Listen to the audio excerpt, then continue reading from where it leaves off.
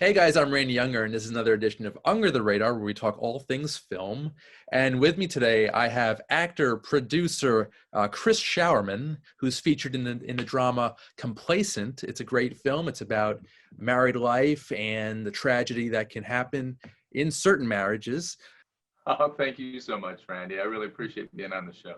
Yeah, this is very cool. I want to thank you for your time. How did you get involved with the film?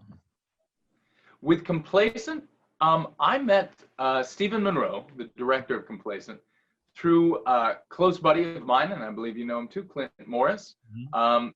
So Clint is a PR agent and connected me up with Stephen, and we hit it off. And I've actually done a couple of projects with Stephen since then. He's a great director.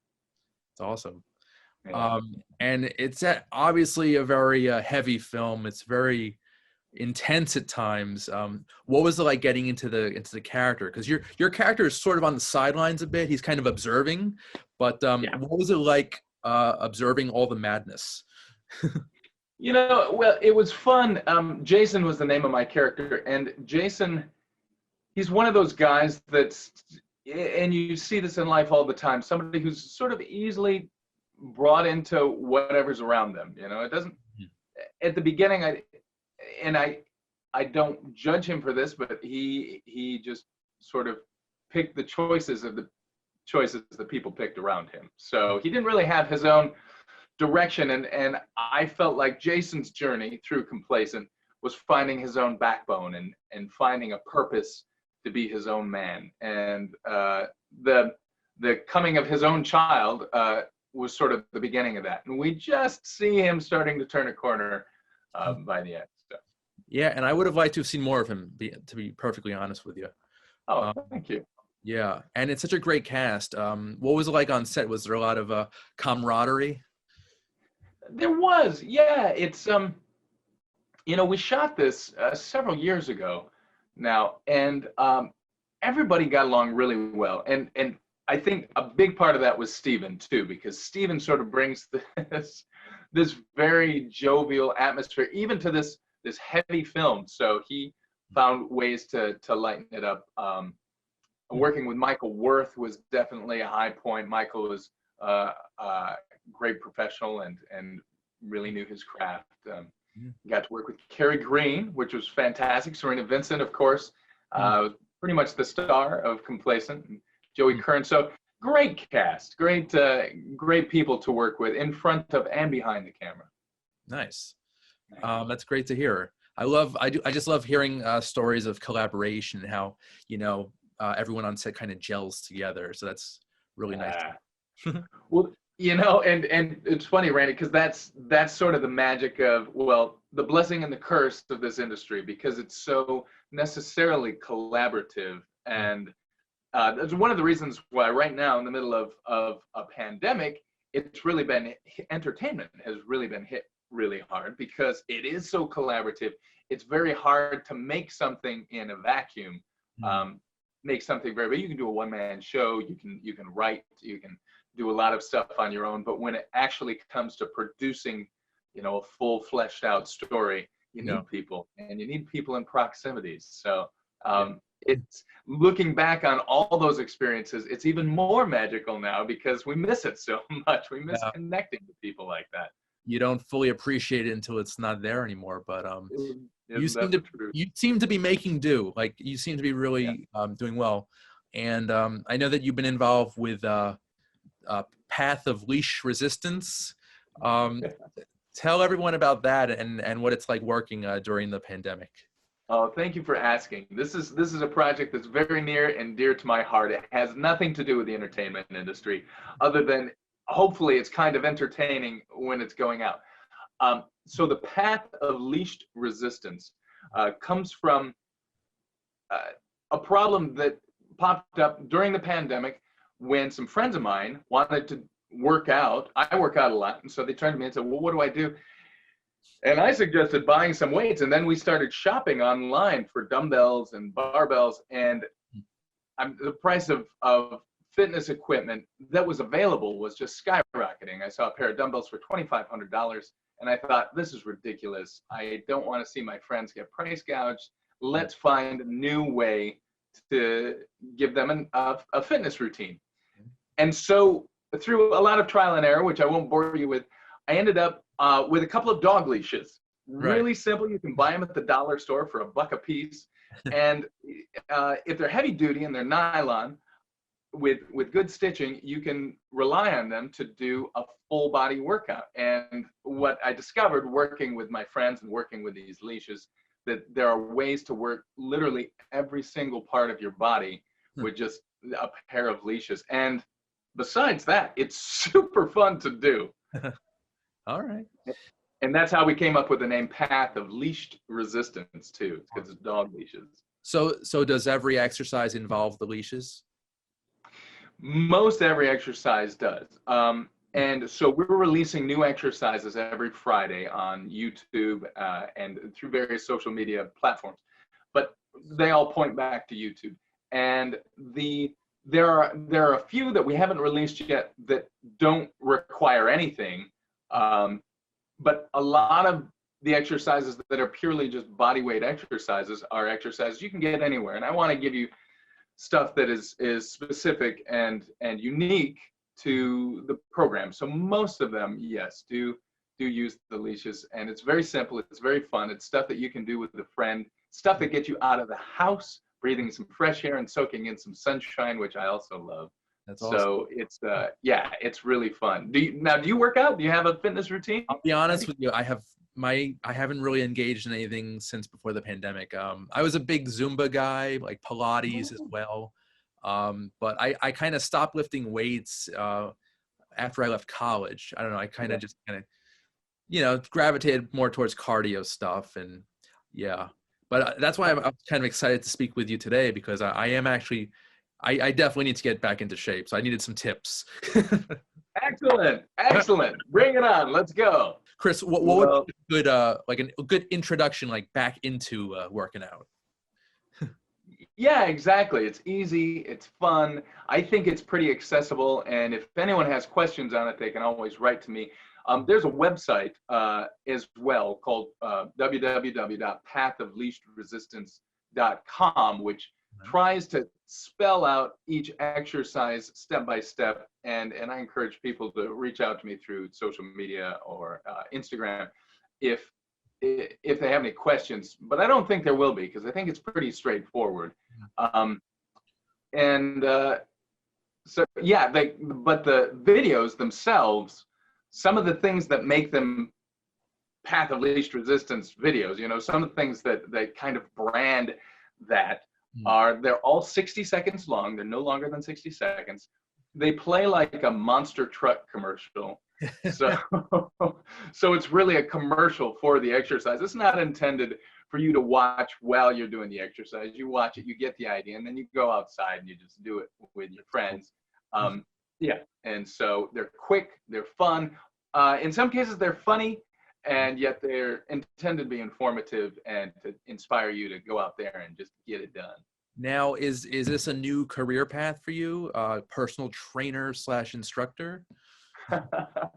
Well, I've been a trainer since long before the earliest successes of my career. Okay. So I was a trainer back in the mid '90s, and I love fitness.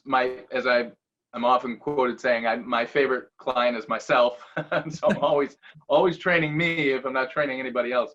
But no, the Path of Leashed Resistance is not really intended to be a money grab. It's free, and I'm just putting it out there literally because I felt like there was a need, and I wanted to share this with other people. I figured if my friends were in a situation where they felt trapped and couldn't work out, somebody else must feel that way as well. And I wanted to share this information for free. And like I said, if you have a couple of dog leashes at home or can drop a couple of bucks at the dollar store and buy a couple of heavy duty nylon dog leashes, you're good to go. And that's the only expense in it. And you've been involved in work. You've been involved in exercise since a long time. Obviously, George of the Jungle 2, you're very cut. So that's very good. And that was almost 17 years ago, and you're still at it. So I commend you on keeping up with that. Thanks, man.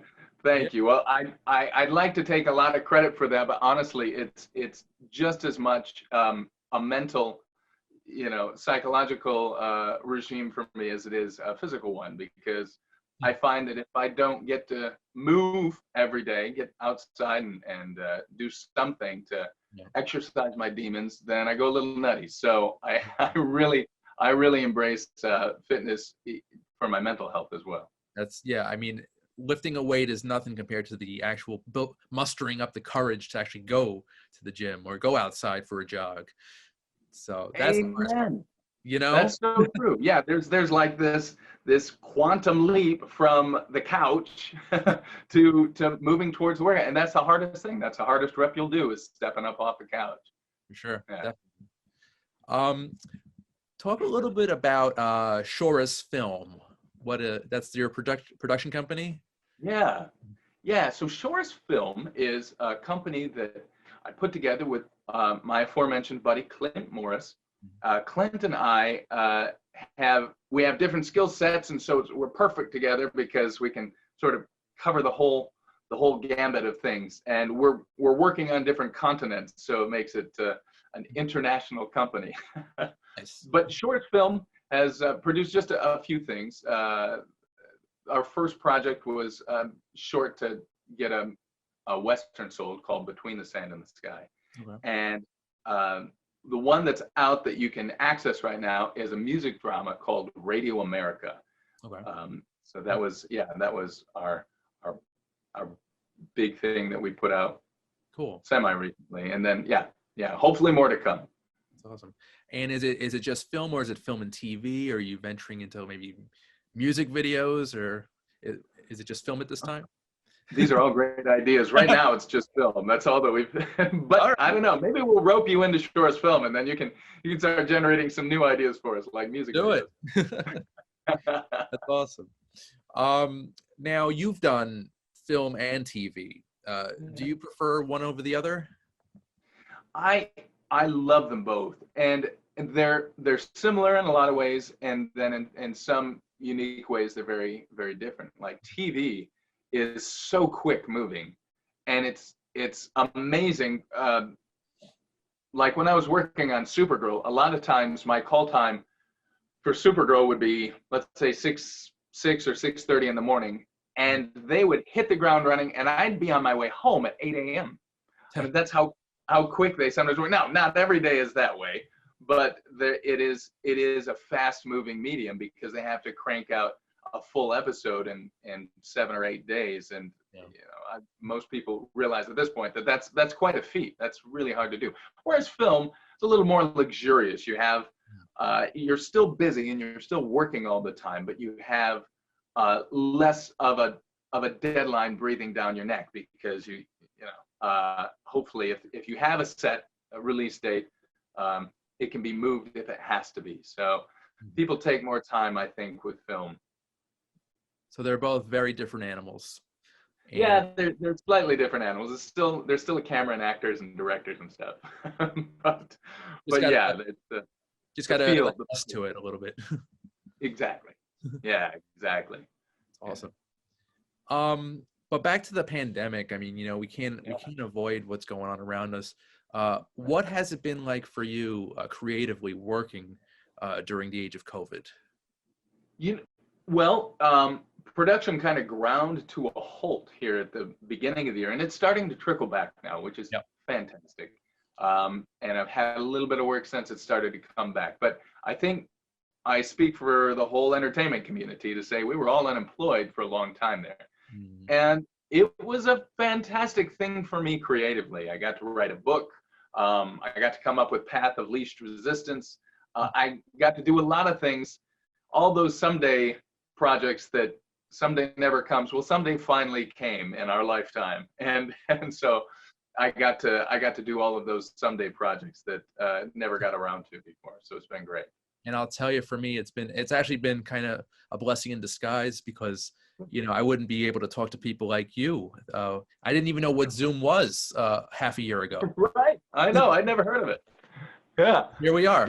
That's great. Well, and yeah, Randy, you talked to a bunch of amazing people. I was looking at your stuff and blown away by some of the people that you reach out to. I loved your Tobo interview last month. He's one of my favorites, Stephen Tobolowsky. That was an absolute thrill. I was very lucky to get him. He was so down to earth, such a great guy, such a nice person, and I was lucky to get that one. So that was a good one. Yeah, you were, and he's a lovely person. I've met him, and someday I hope to work with him. But what a creative and truly genuine guy. Yeah, definitely. And speaking of stars and again collaboration, who are some of your, like, if you look back on your career, who are some of your highlights, like actors, filmmakers that you've worked with that you'd love to work with again? Well, definitely right at the top of the list for me was the producer Jordan Kerner. Jordan was transcendent producer for me, and it was, when I did George of the Jungle, it was one of the first projects, not even first big projects, but one of the first projects that I had done. I had done a lot of independent stuff, but I'd never done any studio projects up to that point. And Jordan transcended being a producer and really became kind of a father figure to me. He really took me under his wing. And I think I'm not unique in that way. That's how Jordan is. He really takes a personal vested interest in the entirety of the project, which is a very big thing to consider. So love to work with Jordan again. That was a real treat. As far as actors go, I've gotten to do a few projects with C. Thomas Howell, and he is a hoot to work with. I don't think I've ever laughed more in my life than our first project that we did together. And yeah, it was awesome. There's a lot more. Of course, everybody on George of the Jungle, Julie Benz is a delight. Christina Pickles, Thomas Hayden Church. How lucky was I to get to work with them? They're, all good people on top of great artists. So I count myself doubly lucky to have spent time with all of them. And speaking of George of the Jungle, did Brendan Fraser ever reach out to you? Is there any contact there? I'm curious. Yeah, that's a great question, and there's a great story that goes with that. So I had, they really wanted Brendan to come back to do the second one, and he was tied up doing Looney Tunes Back in Action at the time, and I believe he was having his second child coming into the world. So there was a lot going on in Brendan's life at the time, and he just couldn't take on George of the Jungle. So, which was very, very lucky for me. So I got to do it. And once we were finished filming George, we shot it in Australia. When we came back to the States, a buddy of mine who was on the VFX crew said, "Hey, Chris, we're gonna shoot some effects plates in Las Vegas. We don't need you. You don't need to be there. But if you want to come and hang out, Vegas is Vegas. It's super fun. You're welcome to come." Nice. So I went, because I got to stay with him. He was staying at the Four Seasons, and we got to go up into the Luxor and right up into the pinnacle of that building, and some other really exclusive experiences that we got to do in Vegas. But while I was in Vegas, staying at the Four Seasons, found out that Brendan was also staying at the Four Seasons while he was working on Looney Tunes. And I thought, well, this is a super long shot, but and I felt stupid doing it because I'm not somebody that writes fan mail. But I wrote him a letter. I told him how much I loved his portrayal of George. I hope I didn't embarrass him too much with me taking up the mantle, and wish him luck and tell him I was a big fan, which is all true. And left it with the concierge. And I said, look, I know Mr. Fraser's staying here. If you can get this to him, great. If you can't, throw it away. No big deal. And that's it. And I never thought about it again until about 6 months later. I was doing a charity event, and it was a dodgeball event. They were raising money. Celebrities were playing dodgeball, and Brendan Fraser was going to be there. I was like, oh, great. I'll finally, hopefully, get to meet him. And as I'm sitting there waiting, this guy comes up from my peripheral vision and gets right down on my level. And he says, "Hey, Chris, my name's Brendan. It's great to meet you." I'm like, "I know who you are. How do you know who I am?" He said, "Dude, I got your letter in Vegas, but you didn't put your phone number on it. Otherwise, we would have gotten together." So the warmest guy, he could not have been more gracious and more supportive of me taking on his role to continue George of the Jungle. And I got to meet him, ran into him a couple of other times after that. And again, a phenomenal artist. And I felt just very lucky to have that experience of touching base with him. That's awesome. I love to hear that. It's so cool. Yeah, so obviously you're very friendly and approachable on set and off set. So that's really great. It's good to know. Oh, thanks. Well, I try. Nice. Are there any projects now that you're working on that you can talk about? Yeah, there's a couple. Well, we're excited for the re-release of Complacent. That's going to be fun. Right before the lockdown, we had shot all but one day of a really exciting thriller called The Method. The Method, and it's another independent project. It's an independent movie directed by Umberto Rosa. Rachel Brooks Smith is in it with me, and produced by my buddy Gerson Sanjanito. And The Method is a really creative, modern way of telling. I was blown away by the script. A really creative way of telling a Dr. Jekyll, Mr. Hyde story. So The Method refers to you in your career, you've probably come across these people, but method actors where you totally immerse into the character and you live the character and you eat the food that the character would eat. You become the character, basically. So it is about, I play an actor who is a notorious method actor. Super nice, friendly guy, kind of like me, offset. But then when he goes into that character, he literally kind of has a psychotic break from his personality, and he becomes whatever that character is. So it's a chance for me to play two completely different characters, and it's such a mind bender for Rachel's character in the movie as well. So really fun. Called The Method. Hopefully will be coming out soon, early next year. I love the concept. That sounds very, very cool. Thanks. Yeah, and you can go in so many different directions too. You know, like whatever role that your character is up for is playing in the movie. You know, it's very meta. It's very meta. Exactly. Yeah. I mean, the sort of an unlimited number of sequel opportunities if you ever wanted to turn it into a franchise. Ooh, I could see it now. Awesome. I like it. Yeah. Well, Chris, I want to thank you so much for your time today. The movie is Complacent, and I believe it is now out on demand. Yes. All right. Awesome.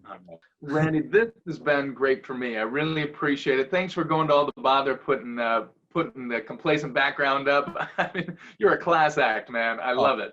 Thank you, sir. With me today is friend to the show, Rachel Kolb. Hey, Rachel, how's it going? Doing well. Looking forward to Christmas here, only in a few days. Yeah, that's good. Have you been watching any Christmas movies or shows? Oh, yes. There have actually been some pretty good new Christmas movies that came out this year. For example, I watched The Happiest Season, which is available over on Hulu. Okay. I'm trying to think. I feel like there's been some other stuff. Oh, I also watched the holiday episode for Great British Bake Off. They actually had 2 episodes that they just put up on Netflix, one of which involves the cast of Dairy Girls, which is an excellent show from BBC about some Irish teenagers. And it's a comedy, but it is set during the Troubles in Ireland. So there's kind of this like darkness of like potential violence and terrorism going on in the background, but it's a lot of like teen girl drama and hilarity. So sounds extremely offbeat, which I like. So that's cool. Yes. Yeah. Very nice. Yeah, I rewatched Home Alone 2 last night in preparation for our friend Matt Haberman's podcast we're doing. So that'll happen hopefully this week. We'll see. But yeah, it's just a fun movie, and you know, being a New Yorker, I love movies set in the city. It's just it taps into something in me, and I just love it. And I think it's a slightly, I mean, it's not really a better movie, but maybe it's a more fun movie because the hijinks are like in rapid fire. So, yeah. Yeah.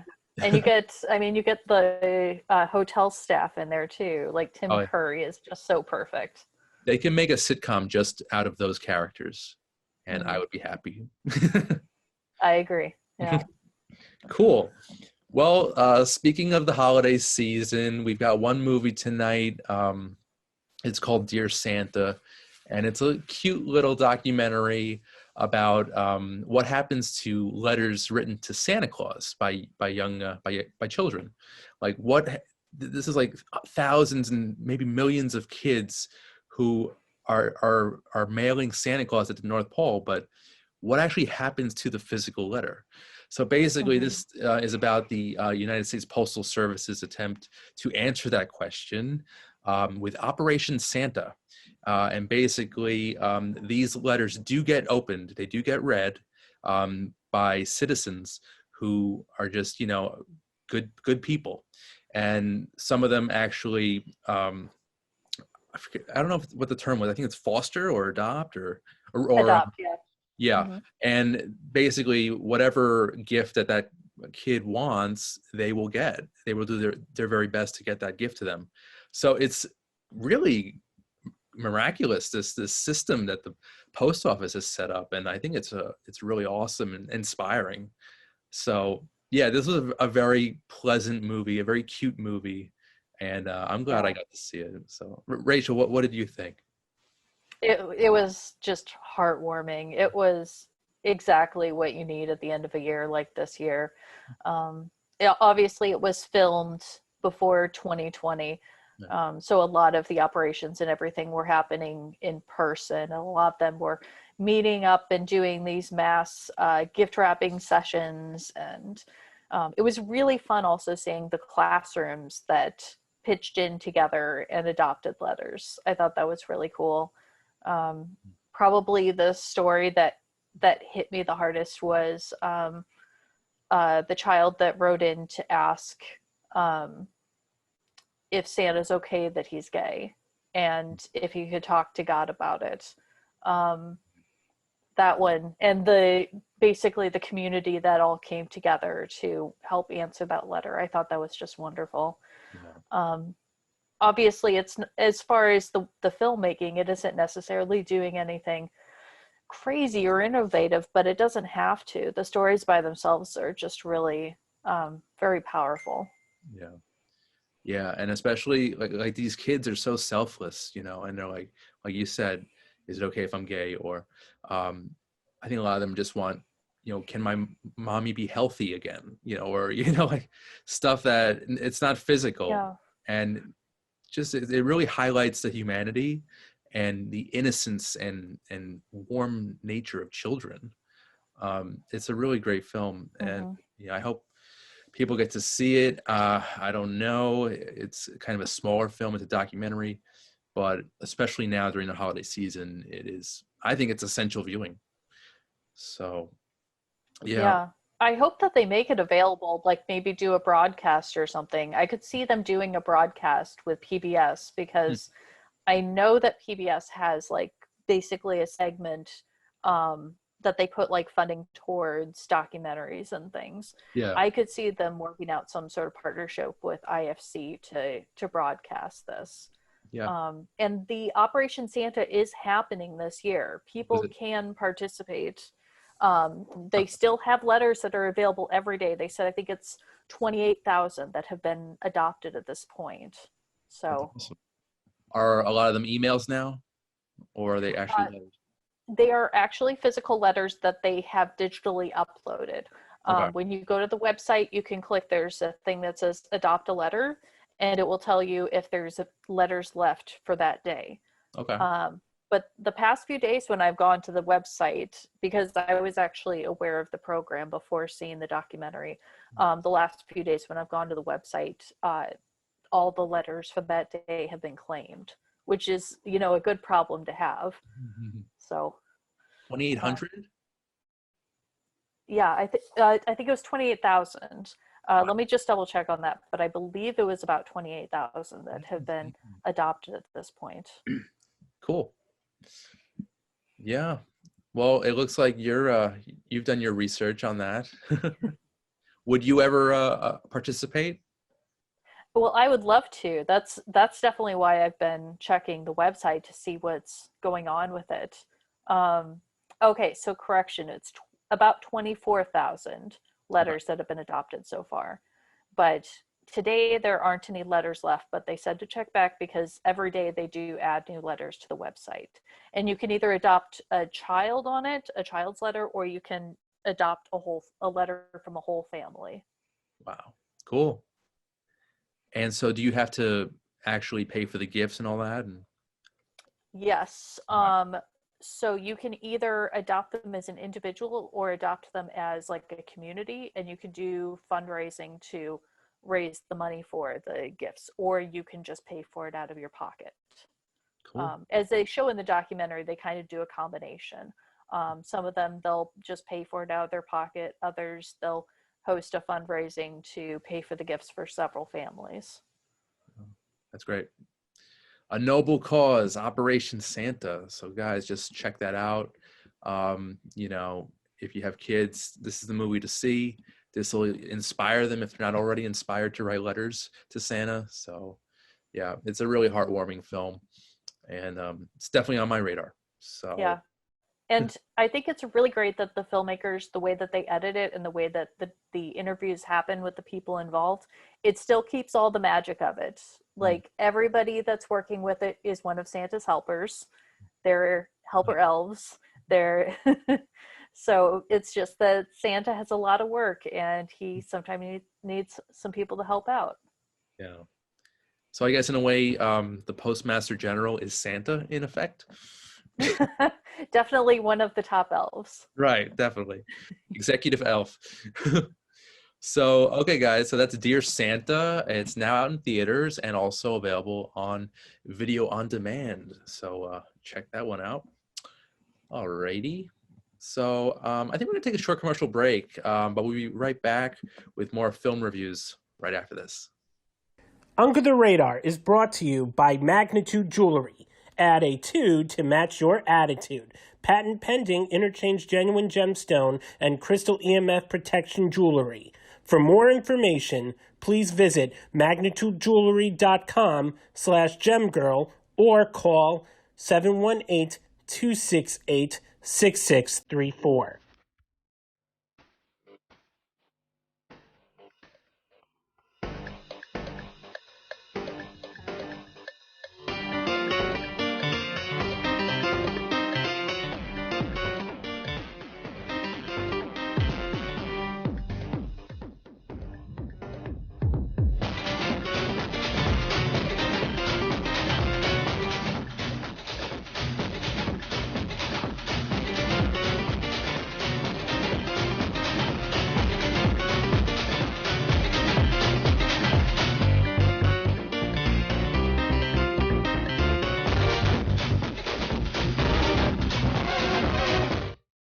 Hey guys, welcome back to the show. I'm Rainey Unger. This is Under the Radar. Okay, next up we've got, I think this might be on my top 10 of the year. It's called Ma Rainey's Black Bottom. It is actually an August Wilson play that has been adapted for the screen for Netflix rather. And it's basically a day in the life of Ma Rainey, who is the mother of the blues. It's set in 1927, and basically Ma Rainey and her band are recording a session in Chicago circa 1927, and tensions rise, to say the least.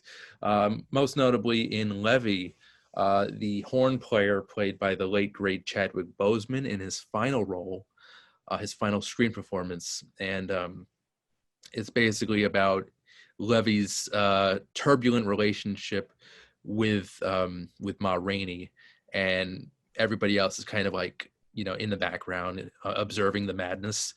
And this movie, I mean, it feels like a play because most of it is dialogue, if not all of it. And I would have loved to have seen this live, because I'm sure this would have been an insanely cool experience on stage to witness. But I was still relatively blown away by the movie, by this Netflix presentation. So yeah, it's a really good movie. I think it's on my top 10, and the performances, they pretty much, especially Chadwick, blew it out of the water. It was really great. Yeah, Chadwick was, what a performance to Yeah. go out on. Yeah. Yeah, it was just sorry, go ahead. no, it was just such a powerful performance, and it was like almost as if he knew that this was going to be his last performance. It's kind of like, I think he probably did know that this was going to be one of his last, because it's from what I've read, he was very keenly aware of the last projects that he was picking for himself. Yeah. It's tragic, but at least he knew, and he knew to just put all of his heart and energy into that one performance. That'll be the last time. So I've never seen him this good. He was fearless in his role, in his performance. And Viola Davis and everyone else in the cast, they're also fantastic. And all the interactions with Chadwick, they really, they shine. So I'm getting a little sad just thinking about it. But did you read that he actually did learn how to play the trumpet for the role? Yeah, because he wanted to be able to know the fingerings and everything for the different songs. And interesting, I would highly recommend that if people do watch it on Netflix, there is a making of that involves interviews with a lot of the cast, as well as interviews with George C. Wolfe, who is the director of the movie, and also with Denzel Washington, who is a producer, an executive producer on this, and also was pivotal in getting Fences, which is another August Wilson play, brought to film. Which, by the way, that film adaptation was my favorite film of that year. I think it was 2016. And I love anything Denzel does, but August Wilson, he has this knack for writing people, for writing just like middle class working types who are struggling at home. It's like they can't get enough respect at home or at work, or it's like they're judged everywhere. And it seems like a lot of the characters in Ma Rainey are also kind of struggling, especially Levy. I mean, he wants to just make it in this world, in show business. And he's got all these obstacles, and he's a very troubled young man, to say the least. He's got quite a history, but I won't get into that. I'll leave everybody to see that for themselves. So, but it's a really beautiful thing that the last film that he did reflects so much on not just the Black experience in America, but on the added pressures and the added inequalities of being a Black artist in America. Yeah. I don't even think it's that. I mean, that's definitely part of it, a strong part of it. But I think it was more like, kind of like Ma Rainey's tyrannical rule amongst this small group of people. Like everyone has kind of like, they're all in classes, and Ma Rainey is like the supreme queen ruler. Well, I would say that she certainly isn't. She's certainly placing herself in charge. But the interesting thing is contrasting Levy, who is a young guy who wants all of these things to come to him, and Ma Rainey is someone that has had to live in the world and live by the rules of the various gatekeepers when it comes to the music industry. And she knows what her power is, and she knows how to use it. So it's interesting because even though she comes off initially as a diva, and that your question, you're like, well, why is she making such a big deal about a Coke and everything? But that monologue that she gives about that, it's like, once I give them my voice, they're not going to care about me. Yeah. They're not going to listen to anything I have to say.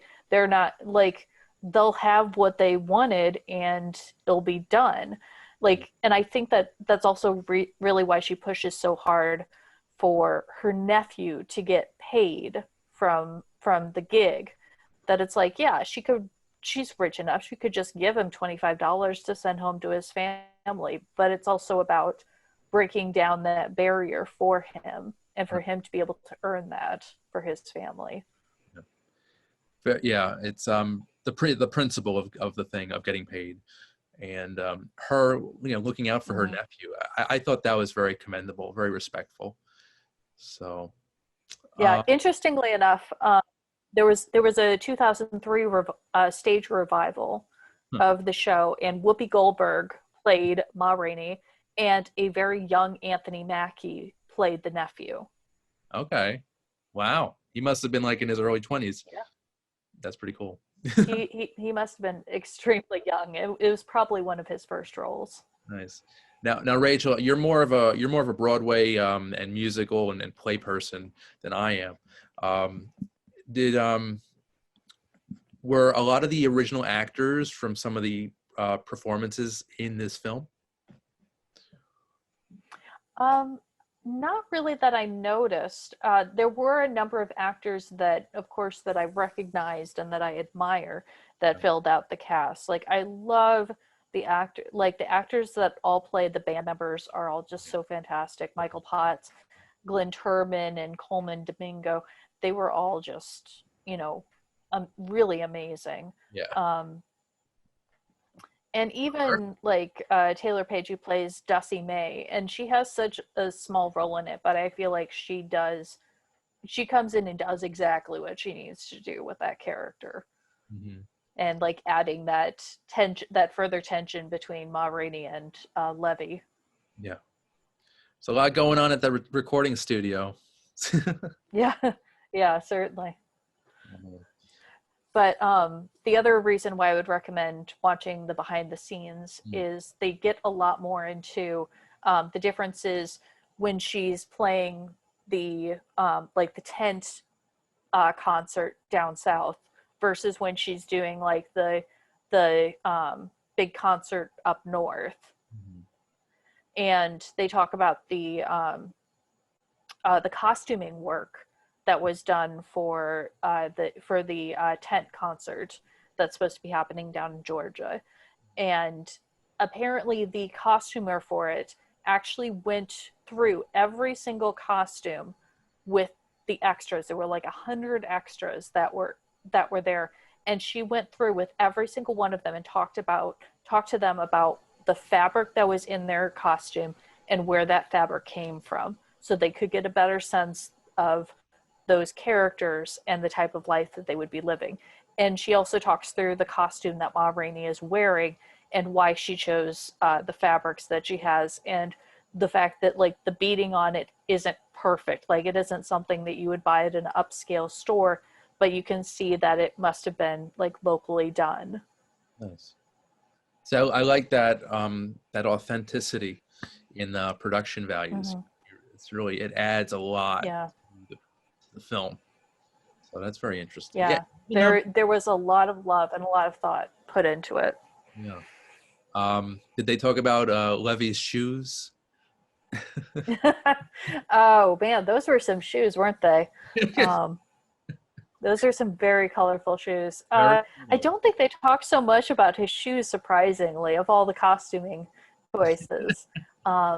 It does but play they did get into part of the plot, not to give too much away. Yeah. Yeah, they definitely play a big role in the very beginning, and then of course at a big turning point in the movie. Yeah. But I would have seen Whoopi Goldberg in that role. That must have been awesome. Yeah, I can only imagine that. I'm trying to picture as far as I could Because just. I know that Viola only did a little bit of her singing in this movie, and so I wonder Whoopi must have done her own singing if it was on stage. That's a good point. Yeah. I don't recall Whoopi ever singing. Is she a singer? She sings. She sings a little bit, like she sang in the Sister Act movies. Was that her voice? Though? I didn't. I think it's her voice. Okay. Because when she sings "I Will Follow Him," it didn't really. It sort of sounded like Whoopi, but at the same time, it sounded like someone else. But maybe it was her. You know. Yeah. Very talented. She can do it all. Mm-hmm. Yep. Indeed. There's a reason she's an EGOT. Would you say that this movie would be on your top 10 of the year? Yes, I would put in my top 10, probably in my top 5 or top 3. And there are some films that I haven't had a chance to see yet, of course, that are coming out before the end of the year, but I can't imagine the performances of both Viola and of Chadwick really being topped with this. And even like Glynn Turman, who plays Toledo, yeah. My heart just broke for his character. I thought he was just he just wanted to show up and play some music and That's go it. home. He's a simple man. He just wanted to show up and get paid. No spoilers. No spoilers. Yeah, no, he's just someone that doesn't want to get mixed up in anyone's drama. Like even the moment when he's just like, Toledo doesn't see anything. I'm just walking out of the room. Oh my God. The only character that didn't really get a lot of dialogue, I think, was Slow Drag. I think he was the yeah. Mm-hmm. I forget what instrument that was, but yeah. I mean, I guess he had the appropriate amount of dialogue, you know, kind of like in the background, not kind of observing. But yeah. Toledo and Cutler were fantastic. Yeah, really fantastic. Yeah. Oh, I was going to say that also, without spoilers, they also in the behind the scenes get into a change that was made between the play and the movie involving the door that Levy's constantly trying to break into. Yeah, that was kind of, I didn't really get that that metaphor or I would recommend watching when you listen to George C. Wolfe explain it. It makes so much sense. Okay. Because I was thinking, like, is that like supposed to be like a mental prison, like a weird kind of like he's backing himself in a corner here or something? Well, without spoiling too much, it's a metaphor for a door that he is continually trying to break down, thinking that it's going to lead to something and that it's just a dead end. Right. That makes sense. Yeah.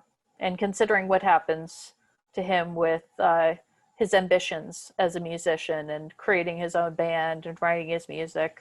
Yeah. Fantastic. Are you a big August Wilson fan yourself? Yes. Oh, goodness. I definitely need to read more of his plays, but I have had the chance to see several of them on stage. And I mean, nice. The man is an incredible playwright. I'll be honest with you. The only thing I really know of his is Fences, which, like I said, was my favorite movie of that year. I love Denzel Washington. I thought he was phenomenal in it, as was Viola. Did you see that live, Rachel? I have seen Fences. Well, I saw a community theater production back in it was at Theater Cedar Rapids, to give a shout out to them, my local community theater. But they did it in a very intimate setting, and it's just an incredibly powerful story. And I did study it also in my theater class in college. Oh, cool. Huh. Yeah, right. I can't speak for everyone, but I feel like it's usually the intro to August Wilson. Here, see fences. Very cool. Well, Ma Rainey, this movie, I actually saw it twice just so I could have absorbed as much as possible, really take it in, and I'm glad I did, because it's not just the performances, it's everything. It's the production values. You actually feel like you're in Chicago circa 1927. Like when they exit the recording studio and they're out in the street, it's like very authentic, very well done, and it adds to the environment, the flavor of everything. So that was cool. I also wanted to mention last week I attended a virtual 2020 Moving Image Award Gala, which honored the film and director George C. Wolfe. Select cast and crew were also interviewed, discussing their experience making the film, and it was pretty cool. They basically touched on what we just touched on, and talked about just getting into character, researching the actual people with the real Ma Rainey, and kind of just creating this world. So it was a cool experience. And those who don't know about the Museum of Moving Image, they're a great institution. They're located in Queens, New York, and they basically celebrate all things film and TV. Basically, the history of the motion picture. They've got props there from, they've got old cameras from like the 20s and 30s. They've got costumes. They've got molds that Robin Williams wore for Mrs. Doubtfire for his mask. They show films there. They have events there. I've been actually a visitor and an employee there. I've been a visitor since I was probably like 9, and it's just a really fun experience. And I'm not sure if they're open yet. They might be. This event I went to was virtual, but just letting you know, if when this museum does open up, do check it out. Rachel, have you been to the Museum of Moving Image? Yes, it is one of my favorite museums to take people, especially if you are a fan of the Muppets. They have an exhibit to Jim Henson and his work, and it does cover the Muppets, Sesame Street, Labyrinth, Dark Crystal, and even his early commercial work, which is really fun. And I think I could be mistaken that they film Sesame Street in that area, Kaufman Studio. Yes. So that's like in the vicinity of the museum. So yeah, they get a lot of those props and equipment and stuff, and they're very Muppet friendly, which is nice.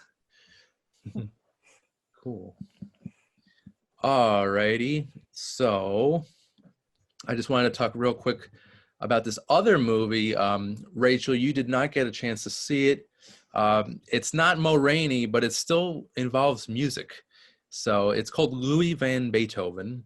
Apparently, Beethoven was nicknamed Louis back when he was younger. His real name, obviously, Ludwig. And this film, it's a standard story, standard biopic, starting when he was a young boy. I think he was like 8 or 9, up until he was in his middle age. And it's basically about, writing music in times of struggle, befriending Mozart, just various life events that define Beethoven as not only a composer, but as a person. It's good. It's a good movie. If you don't like foreign films, it is spoken in German, so. But it obviously it has subtitles, so it's not that bad. If you're a big Beethoven completist, if you want to learn more about him, I learned some stuff about the man from this movie, so that was good. He has been depicted in other movies before. Gary Oldman actually played him in Immortal Beloved. I think it was back in the 90s, and then earlier. I think it was 2005, there was Copying Beethoven, which starred Ed Harris as Beethoven, which seemed a little more realistic. But this one had a pretty good cast. Tobias, a lot of people you probably have not heard of, but that's okay because it's really more about the atmosphere created by the story, and the costumes are phenomenal. Again, you'll get transported to the 1800s here, which is very nice. And again, being spoken in German really adds a lot to the authenticity. Rachel, are you a big classical music buff? Beethoven? So, funny story. Back when I was in elementary school, I did a project for this. It was for like an arts night or something. Like it was a class project, but we had to do like a presentation as part of like this evening event. And my project was on Beethoven. And I basically wrote a short play about the life of Beethoven. And I had been taking piano for a couple of years. So I integrated piano into it. And I managed to rope in my dad to play Beethoven's father at one point in it, which was a lot of fun. Oh my gosh. But I would really love to check out this movie because, I mean, he's a fascinating person in history, and certainly a lot that you can mine there from his life of drama and a lot of hardship. So yeah, and it definitely has all of that. Like it goes back and forth too, from like times when he's like a young boy to like when he's like in his 50s then back to his 20s, and it's like back and forth. So I did like that kind of that storytelling style. It added to like the man's life. Like, who are we really focusing on? Which point in history are we really, gonna like sympathize with? I mean, because he does get a little crusty towards his older years, kind of bitter with the world. But yeah, it's an interesting movie, and it's not Amadeus by any means, but it's still. This is the second movie in just like the past month that you've seen that has a musician that goes deaf, because you had Sound of Metal also previously. Yeah. Good point. I didn't really connect that, but yeah, it's a similarity. Yeah. Coincidence. Much better movie, by the way, Sound of Metal. Yeah, I've heard very good things. That's another one on my list to see before the end of the year. Yeah, I know you're a big Disney Plus person. Have you been watching anything cool? Well, I did watch the last episode of The Mandalorian for the season, which I can't spoil. There's this new show that is a like short form documentary about different artists and creators at Pixar. Oh yeah, and, the history of Pixar. What's it called? Yeah, it's called like Inside Pixar or something like that. Right. But it's really great, especially if you have any interest in what it's like to work at Pixar and kind of what Pixar is building itself to be post John Lasseter. A documentary I saw on Disney Plus was the last one I saw was, I forget the name, but it was about the life of one of the composers for Little Mermaid. Howard Sherman. Yeah. It was called Howard, right? Yeah. Yep. That was beautiful. I didn't know anything about the man, but we all know his music. So yeah. That was great. I thought The Mandalorian, I mean, I saw the first season. I loved it. I loved everything about it. And I love the direction that Jon Favreau is going in. So yeah, I'm excited to see season 2. So yeah. Well, he brought back some great directors from season 1. Bryce Dallas Howard returned to direct an episode. I know Dave Filoni directed one particular episode that ties in a lot with Clone Wars. And I know that he's done a lot of writing on the show as well. Cool. Good to know. And Robert Rodriguez. Oh, really? Yeah. Yeah, he directs a very action-heavy episode, which was a great fit for him. Oh, that's a crazy combination, him and Star Wars. I love it. All right. Well, that about wraps things up for this week. I hope everyone enjoyed watching at home and on your devices. I want to thank Rachel Kolb for joining me tonight. This was a lot of fun. Yep, it was great being here. Yeah, anytime. And yeah, guys, thank you so much for watching. I'm Randy Younger. This has been Under the Radar. We'll see you next time. Take care.